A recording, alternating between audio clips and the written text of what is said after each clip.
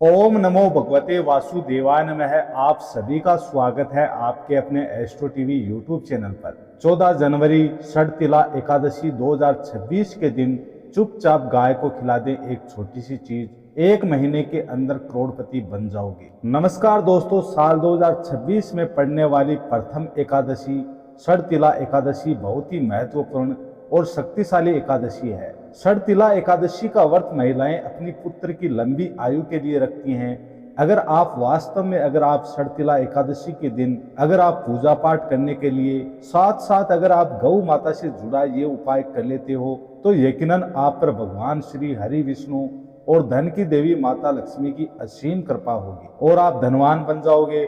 आप धनवान ना बने तो मुझे बताना दोस्तों, बस जो उपाय आपको बताया जाए वह उपाय कर लेना है। चलिए जानते हैं, षटतिला एकादशी के दिन चुपचाप गाय को खिला दें ये एक छोटी सी चीज, करोड़पति भी होंगे अरबपति। सभी संकटों से आसानी से मुक्ति मिल जाएगी और पितृदोष तुरंत होगा दूर। पूरे साल आपके भरे रहेंगे अन्न धन के भंडार। यूं कहें कि आपकी पीढ़ी दर पीढ़ी करेंगी रुपए पैसों पर राज। बैंक बैलेंस बढ़ता चला जाएगा। आपके घर में वेतन है, आपके घर की जो भी सेविंग है, आपकी तिजोरी में जो भी धन रखा हुआ है वह कभी खर्च नहीं होगा और बढ़ता ही जाएगा। सभी दुख दर्द संकट कष्ट दूर हो जाएंगे और सभी सुख आपके कदमों में आ जाएंगे। यदि आप ये एक छोटी सी और खास चीज चुपचाप गाय को खिला देते हैं तो तत्काल गरीबी आपके जीवन से खत्म हो जाएगी। व्यक्ति रंग से राजा बन जाता है और 33 करोड़ देवी देवताओं को धारण करने वाली गौ माता की असीम कृपा व्यक्ति पर आजीवन बरसती है। व्यक्ति के ऊपर 33 करोड़ देवी देवताओं का आशीर्वाद प्राप्त हो जाता है। व्यक्ति के घर में कभी भी अन्न धन वस्त्र की कमी नहीं होती। अन्न धन के भंडार व्यक्ति के घर में भरे रहते हैं। षटतिला एकादशी के दिन गाय का ये उपाय करने से व्यक्ति के जीवन से तत्काल गरीबी खत्म हो जाती है।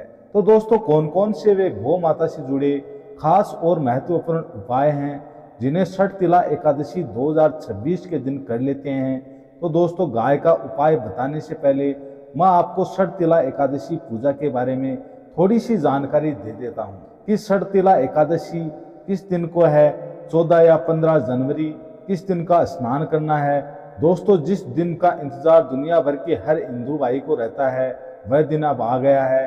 दोस्तों, आपकी जानकारी के लिए बता दें, हिंदू धर्म में बहुत सी एकादशी आती हैं, पर इस नव वर्ष 2026 में पड़ने वाली प्रथम एकादशी में सर्वश्रेष्ठ एकादशी षटतिला एकादशी बहुत ही धूमधाम से मनाई जाती है। इसमें सबसे पहले श्री हरि विष्णु तथा धन की देवी माता लक्ष्मी और उसी के साथ साथ पीपल के वृक्ष, अगर पीपल का वृक्ष उपस्थित ना हो तो तुलसी के पौधे की ओर उनकी विधि विधान से पूजा की जाती है।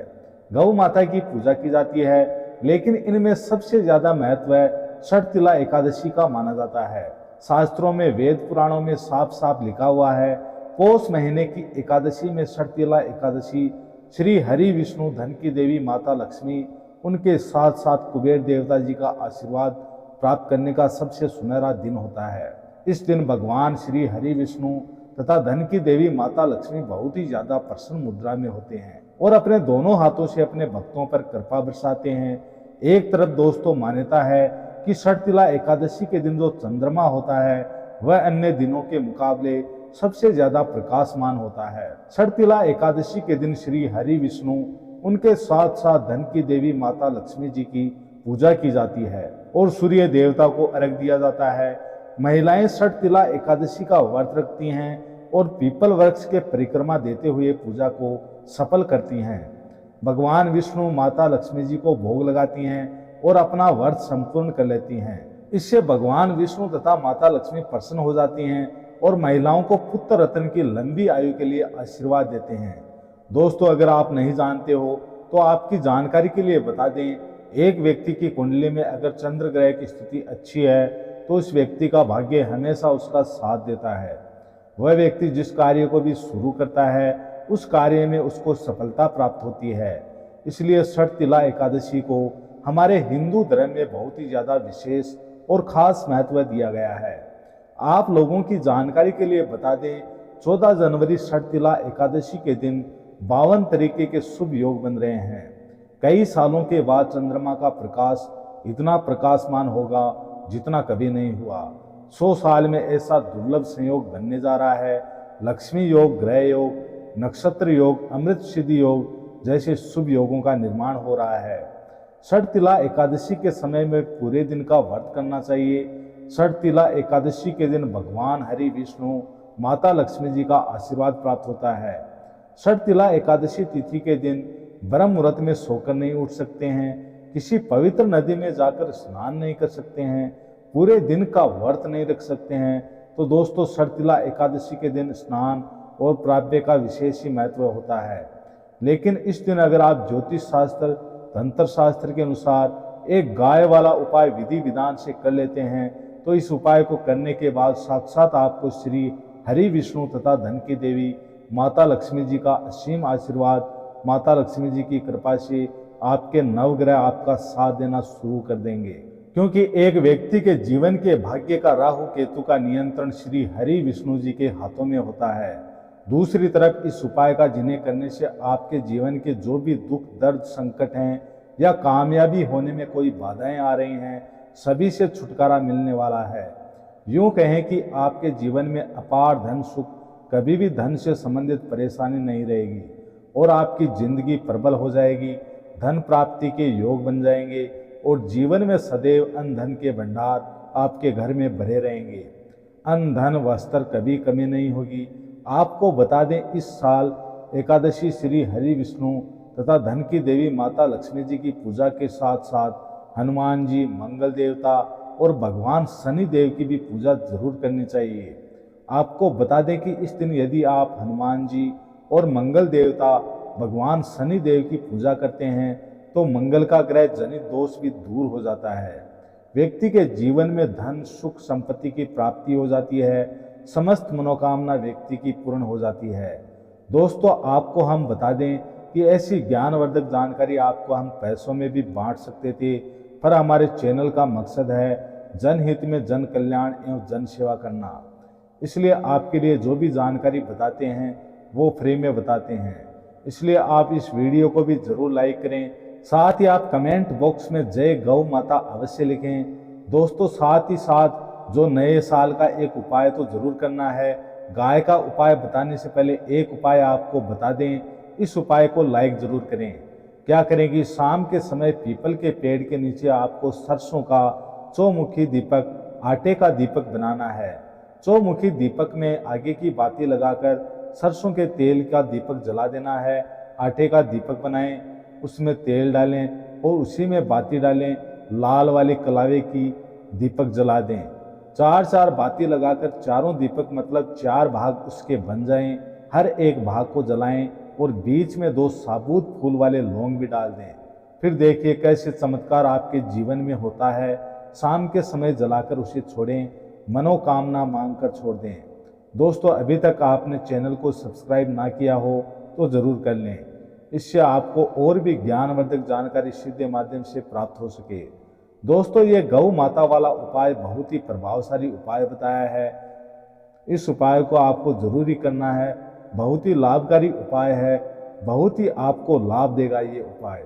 और अब बात करें गौ माता से जुड़े कौन कौन से उपाय आपको इस दिन मतलब गाय से जुड़े, जिन्हें करने से व्यक्ति को 7 पीढ़ियों तक बैंक बैलेंस की कमी नहीं होती, दुख, दर्द, संकट, कष्ट दूर हो जाते हैं और सभी सुख व्यक्ति के कदमों में आ जाते हैं। तो दोस्तों, षटतिला एकादशी के दिन आपको गौ माता की पूजा अवश्य करनी है और गौ माता का जो भोग है षटतिला एकादशी के लिए बनाया है, उस भोग से 2 पूड़ी जरूरी खिला देनी है। सूखी पूड़ी नहीं खिलानी है। पूड़ी के ऊपर आप मिठाई या कोई सब्जियां या हलवा जो भी बनाया है वह आपको गौ माता को जरूरी खिलाना है। दोस्तों, हर एक और मांगलिक काम में गौ माता या उनसे जुड़ी चीज जैसे गाय का गोबर, गौमूत्र, गाय का दूध अथवा गाय के दूध से बना घी जरूर शामिल करें। इससे आपको पुण्य भाव की प्राप्ति होगी। सनातन परंपरा के अनुसार जिस घर में गाय होती है उस घर से जुड़े सभी वास्तु दोष स्वयं खत्म हो जाते हैं, क्योंकि पंचगव्य के बिना कोई भी पूजा पाठ और हवन सफल नहीं होता। दोस्तों, हो सके तो पौष के महीने में एक बार, हो सके तो परिवार सहित एक बार गौशाला जाने का नियम जरूर बनाएं और गायों को हरा चारा जरूर खिलाएं, जिससे सभी वास्तु दोष शांत हो जाते हैं। दोस्तों, आपका प्रिय चैनल कभी किसी को भी गलत जानकारी नहीं देगा। हमारे द्वारा बताए गए सभी नियम अगर आप नियमबद्ध तरीके से करते हैं तो ये 100% कारगर सिद्ध होता है और इनसे जुड़े दोषों का निदान हो जाता है। गर्मियों में गौ माता को पानी पिलाएं और सर्दी में गौ माता को गुड़ जरूर खिलाएं। ध्यान रखें कि षठतिला एकादशी वाले दिन गौ माता को गुड़ जरूरी खिलाना है। गर्मियों में गाय को गोदना खिलाएं। अनेक देवी देवताओं को अपने शरीर पर धारण करने वाली गौ माता से जुड़े कई शुभ और अशुभ संकेत भी होते हैं। मतलब गाय का दूध दोते समय यदि गाय ठोकर मार दे और सारा दूध बिखर जाए तो अब शगुन होता है। यदि कोई यात्रा पर निकल रहा हो और गाय अपने बछड़े को दूध पिलाती सामने आ जाए तो निश्चित रूप से जिस यात्रा के लिए आप निकले हैं वह यात्रा आपकी जरूरी सफल होगी। वह जिसके लिए भी आप निकले हैं वह जरूर ही पूर्ण होगी। यात्रा पर जाते समय गाय की आवाज आना और रात्रि में गाय की हुंकार करना भी शुभ होता है। दोस्तों, माघ के महीने में आप गाय के साथ भूलकर भी ये काम ना करें, अन्यथा लगता है घोर पाप। जी हाँ दोस्तों, गाय को राष्ट्रीय पशु बनाए जाने और इन्हें मौलिक अधिकार दिए जाने की बात हो रही है। तो सवाल उठता है, गाय हमारी संस्कृति का अहम हिस्सा है, तब भी लोग गाय के साथ खराब व्यवहार कैसे कर लेते हैं। जैसे ही दूध देना बंद कर देती है तो लोग इन्हें इनकी किस्मत पर छोड़ देते हैं, सड़कों पर और गलियों में भटकने के लिए। ऐसे में गोवंश जीवन को कोई डंडे मारता है तो कोई उन पर पानी डाल देता है। कई बार उनके लग जाती है तो कभी बीमार होकर बेचारी गाय दम तोड़ देती है। ऐसे में ज़रूरत है इन बातों को जानने की। गाय को लेकर शास्त्रों में क्या कहा गया है, आपको कैसा व्यवहार करना चाहिए। क्या दोस्त, गाय को कभी भी मारना पीटना नहीं चाहिए। शास्त्रों में गाय को माता का दर्जा दिया गया है। गाय को मारने वाला माता को मारने पीटने वाले के समान पाप का भागीदार समझा जाता है। नरक लोक में वर्षों तक कष्ट भोगना पड़ता है। अगले जन्म पशु योनि में मिलता है। गौतम मुनि ने गलती से गाय को डंडा मार दिया था, जिस गाय की मृत्यु हो गई थी, और इस पाप से मुक्ति के लिए इन्हें वर्षों तक तपस्या करनी पड़ी। भगवान श्री कृष्ण जी ने बैल स्वरूप में आए वृद्ध आश्रम का वध कर दिया था, जिससे मुक्ति के लिए भगवान श्री कृष्ण को संपूर्ण तीर्थ को एक कुंड में बुलाना पड़ा और इस कुंड में स्नान से वे पाप से मुक्त हो गए थे। ये दोस्तों, साथ ही साथ पानी पी रही गाय को लोग भगा देते हैं, वे घोर पाप के भागी बन जाते हैं। और जो भी व्यक्ति गाय की सेवा करते हैं वे स्वर्ग को प्राप्त करते हैं और बड़े ही धनवान कुल में जन्म लेकर सुख भोगते हैं। साथ ही साथ आराम कर रही गाय को कष्ट देकर कभी भी उठाना नहीं चाहिए। पिछले जन्म में किए गए या इस जन्म में किए गए अनजाने पापों से मुक्ति हो जाती है और गोलोक में स्थान पाते हैं। गाय को डंडा मारकर उठाना, पानी डालकर उठाने से मनुष्य पाप का भागीदार बनता है और अगले जन्म में उसे दर दर भटकना पड़ता है। साथ ही साथ शास्त्रों में बताया गया है, जो लोग गाय की सेवा करते हैं, उनको भोजन खिलाते हैं, उनकी परवरिश अच्छी तरह से करते हैं, उन लोगों के जीवन की सभी इच्छाएं पूर्ति होती हैं। गाय के बछड़े से बचा हुआ दूध ही मनुष्य को लेना चाहिए, परंतु कुछ लोग एक बार गाय को धो लेने के बाद फिर से बछड़े के लिए बचा हुआ दूध भी धो लेते हैं। ऐसा करना घोर पाप कहा जाता है। ऐसे दूध को धोने वाला और भी ग्रहण लग जाते हैं। दोस्तों, साथ ही साथ शास्त्रों में कहा गया है कि गोवंश मतलब गाय और बैल के पीठ पर नहीं बैठना चाहिए। उनके पीठ पर बैठने से महापाप लगता है। ऐसे लोगों को नरक की यात्राएं भोगनी पड़ती हैं। एकमात्र देव के अंश से उत्पन्न नंदी ही गोवंश हैं, जिस पर स्वयं महादेव और महादेवी सवारी करती हैं। क्योंकि नंदी ने स्वयं अपनी इच्छा से महादेव की सवारी बनना स्वीकार किया था। और साथ ही साथ शास्त्रों में गाय के दान को बहुत ही महत्व दिया गया है, परंतु ऐसी गाय का दान कभी नहीं करना चाहिए जो बूढ़ी और बीमार हो।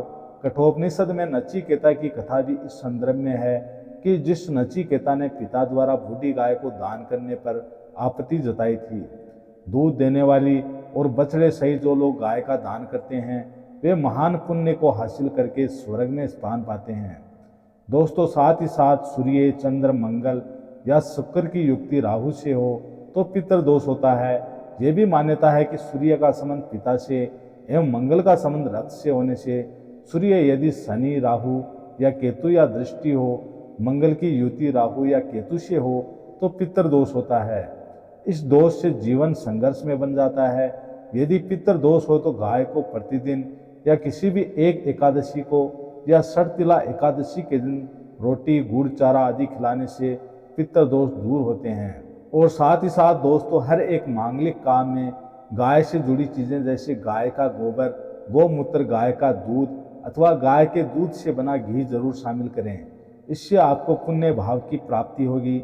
सनातन परंपरा के अनुसार जिस घर में गाय होती है उस घर से जुड़े सभी वास्तु दोष स्वयं खत्म हो जाते हैं। गाय के ऊपर जो कुबड़ होती है वह बृहस्पति गुरु है, अतः जन्म पत्र में यदि बृहस्पति अपनी नीच राशि मकर में हो या अशुभ शिवलिंग में जा रहे हो और सामने से गौ माता आती हुई दिखाई दे तो गौ माता को अपनी दाहिनी ओर से जाने देना चाहिए। आपकी यात्रा जरूरी सफल होगी। साथ ही साथ ये संकेत भी जान लें, यदि आप यात्रा पर जा रहे हैं और सामने आपके गाय पड़ जाए या अपने बछड़े को दूध पिलाती हुई सामने दिखाई दे जाए तो समझ आना कि वह यात्रा आपके लिए जरूरी सफल होगी। साथ ही साथ जिस घर में गाय होती है उस घर के वास्तु दोष स्वतः ही खत्म हो जाते हैं। और आप जब भी रोटी बनाएं प्रतिदिन ताज़ी रोटी ही गाय को खिलाएं। कोशिश करें कि रोटी को आप तुरंत ही गाय को खिलाएं। अगर आप उस रोटी को रख देंगे और उस रोटी को अगले दिन देंगे तो वह रोटी बासी मानी जाएगी। गाय को कभी भी बासी रोटी ना दें, इससे घर में नकारात्मक ऊर्जा वास करती है और आपके घर में लोगों में बिल्कुल भी नहीं बनेगी। इससे आपके घर में हमेशा कलह कलेश बना रहेगा। आप जो भी काम करोगे उस काम में आपको असफलता ही हाथ लगेगी। इसलिए कोशिश करें कि गाय को रोजाना ताज़ी रोटी बनाकर खिलाएं। बासी रोटी गाय को ना दें और साथ ही साथ सड़ी गली चीज़ गाय को नहीं खिलानी चाहिए। जैसे कोई घर में फल है, कोई सब्जी है, सड़ जाए तो लोग क्या करते हैं, गाय को देते हैं। ऐसा बिल्कुल भी नहीं करना चाहिए। ऐसा करने से यदि आप गाय को खिलाते हैं तो आप पाप के भागीदार बन जाते हैं। और दोस्तों, साथ ही साथ आप आटे की 11 लोई बनाकर उनके ऊपर हल्दी लगा के इसके बाद गाय को खिलाएं। हर एक लोई को मिला दें। माता गाय की आप चरणों की स्पर्श करें। दोस्तों, ऐसा करने से आपके समस्त काम बनने लगेंगे। जो भी आपका बुरा वक्त चल रहा है वह भी खत्म होगा और आपके जीवन में खुशियाँ ही खुशियाँ होंगी। एक बार आप 7 बार गाय की परिक्रमा भी कर लें तो आपके समस्त काम बनने शुरू हो जाएंगे। तो दोस्तों, आप जब भी गाय को रोटी दें तो उस पर थोड़ा सा हल्दी लगा लें, उस पर थोड़ा सा घी रख सकते हैं। कभी भी गाय को सूखी रोटी ना खिलाएं, रोटी पर कुछ ना कुछ रख कर जरूर खिलाएं। इस बात का आपको विशेष ध्यान रखना है, तभी आपको शुभ फलों की प्राप्ति होगी। तो दोस्तों, कुछ बातों को आपको ध्यान में रखकर ये उपाय ज़रूर करें। दोस्तों, वीडियो अच्छी लगी हो तो वीडियो को लाइक करें, दोस्तों में ज़्यादा से ज़्यादा शेयर करें। साथ ही एस्ट्रो टीवी यूट्यूब चैनल को सब्सक्राइब करना ना भूलें। ओम नमो भगवते वासुदेवाय नमः।